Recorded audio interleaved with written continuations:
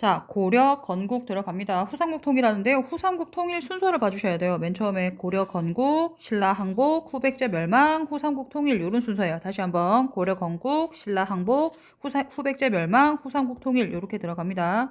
궁예가 실정을 했지요. 스스로 미륵부를 자처하면서 포악한 정치를 해서 민심을 잃었습니다. 그리고 신하들이 궁예를 내쫓고 왕건을 왕으로 추대를 해서 국호를 고려, 특히 고구려를 계승한다는 의미죠. 그리고 도읍을 철원해서 다시 송악으로 옮깁니다. 후삼국 통일 과정을 보면 신라가 항복을 하는데요. 왕건이 고창 전투에서 후백제한테 승리한 후에 후삼국의 주도권을 장악하고 신라의 마지막 왕이에요. 경순왕이 우리 땅을 바칠게요 라고 하면서 귀순합니다. 후백제가 멸망을 하는데요. 견훤이 고려에 항복을 해요. 아들하고 왕위 계승권 문제로 싸워가지고 알았죠? 그래서 탈출해서 고려에 투항을 해요. 견훤이요. 그래서 왕건이 신검의 후백제군을 격파를 한 다음에 후삼국을 통일합니다.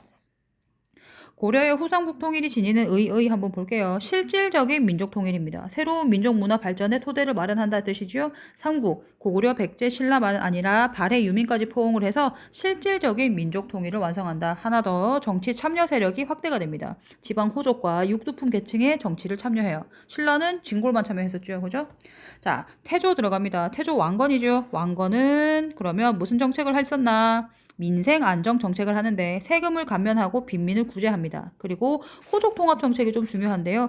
회유책과 견제책이 있어요. 회유책은 결혼하는 거, 호족의 딸과 결혼해서 사돈을 맺는 거, 그리고 성씨, 왕씨를 줘요. 너 왕해, 왕씨 써라고 하면서 성씨를 바꾸게 하고요. 관직과 토지를 하사합니다. 견제하는 제도는 사심관 제도와 기인 제도가 있습니다.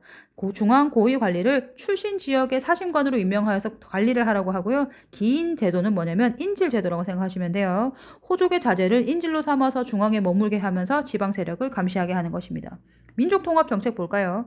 신라 후백제 백성과 발해 유민까지 적극적으로 받아들여가지고 민족을 통합한다라고 하는 것이 되겠고요. 북진 정책도 별표 쳐가지고 시험에 잘 나옵니다.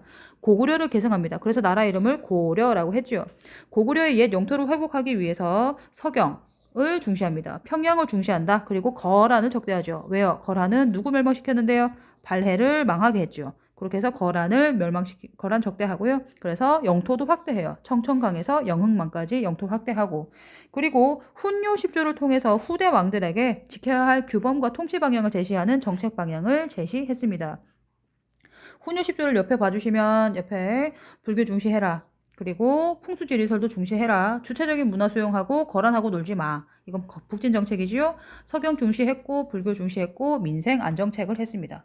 자, 광종과 성종의 국가 체제를 정비를 하는데, 자, 광종은 태조 죽고 나서 부인이 되게 많았었거든요. 왕위 다툼이 되게 심했어. 그래서 두 번째 왕인 해종과 세 번째 왕인 정종 때의 왕권이 불안했습니다. 그래서 광종은 왕권을 강화하는 데 했어요. 네 번째 왕인데요. 노비안건법 과거제예요. 다시 외워두세요. 광종은 노비안건법 과거제인데 호족이 불법으로 차지한 노비를 양인으로 해방을 시켜줘. 그러면 호족은 자신의 경제적 군사적 기반이 약화되겠지. 그럼 호족의 힘은 약화되는데 양인이 증가하니까 국가에서는 얘들이 양인이 돼서 세금을 내주니까 국가 재정이 확충이 되겠죠.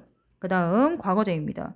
유교적 지식과 능력을 갖춘 인재를 등용하기 위해서 과거제를 실시하게 되고요. 그 다음 기타는 황제를 칭호한다, 독자적인 연호를 사용한다, 옷을 제정한다, 그리고 숙청을 많이 했습니다. 자, 성종 한번 들어가 볼까요? 성종은 최승로의 시무 28조를 채택을 하여서 유교를 국가 통치 이념으로 채택을 합니다. 그래서 제도 정비해서 중앙관제 및 향리 제도를 마련을 하고요. 중요한 곳에 12목을 설치를 하여서 지방관을 파견하고 국자감, 대학교를 만듭니다. 옆에 최승로의 시무 28조 보입니까? 자, 지방관 파견하세요. 그리고 국가 중심의 상하 질서를 확립하세요. 그리고 불교 행사인 연등회와 팔관회를 축소시켜 주세요. 그 다음에 유교를 국가 통치 이념으로 삼아주세요 라고 이야기하고 있습니다. 끝.